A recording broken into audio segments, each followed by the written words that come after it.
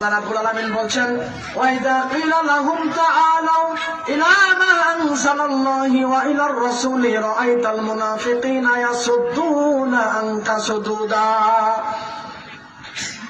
বিশ্বনবীকে আল্লাহ রাব্বুল আলামিন বলছেন, নবী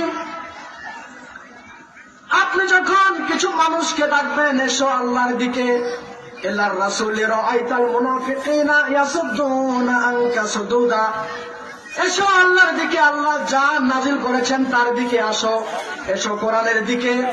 আপনি এমন এক শ্রেণীর কিছু শ্রেণীর লোককে দেখবেন তারা আপনার পেছন থেকে সরে যাবে, এরা হচ্ছে মুনাফিক, এরা হচ্ছে মুনাফিক।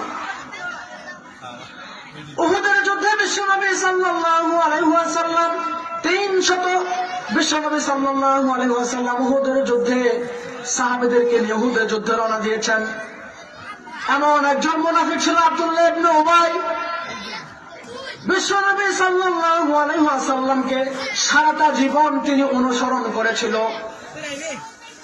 কিন্তু যখনই একটা নেতা নির্বাচন করার জন্য অনুসরণ করতে হয়, নেতাকে অনুসরণ করতে হয়, নেতা হিসেবে এই আব্দুল্লাহ ইবনে উবাই বিশ্বনবী সাল্লাল্লাহু আলাইহি ওয়াসাল্লামকে মানে নাই।